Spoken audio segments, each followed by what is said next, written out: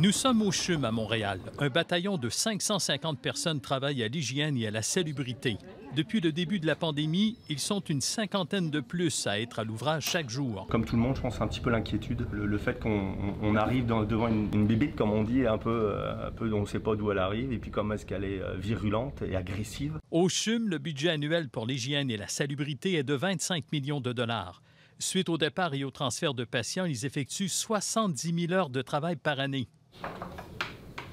Sylvain Gagné a le devoir de désinfecter une des 772 chambres à l'aide de cet appareil UV.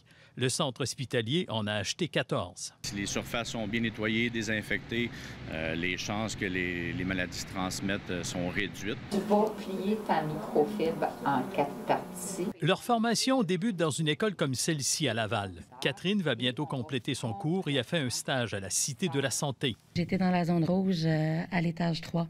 C'était seulement des cas de coronavirus et puis c'est quand même assez impressionnant. Mais je me sentais quand même bien parce que j'ai eu une bonne formation. La formation est d'une durée de 5 mois. Ça n'a rien à voir avec ce qu'on pourrait appeler faire le ménage. Ménage, c'est vraiment enlever les souillures, les saletés que l'œil perçoit.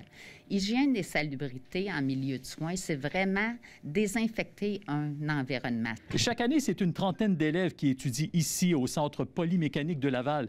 Mais on en cherche beaucoup plus. J'aurais la chance d'en accueillir 80 par année. Je serais bien heureux, surtout qu'il y a bien des besoins des milieux hospitaliers. Le taux de placement, c'est quoi? Oh mon Dieu, à mesure qu'on les forme, on les place. On ne sait pas quand une autre pandémie nous affectera, mais les travailleurs de l'hygiène et de la salubrité joueront des rôles de plus en plus importants et ne craignent pas d'être infectés. Où est-ce qu'il y a des gens contaminés?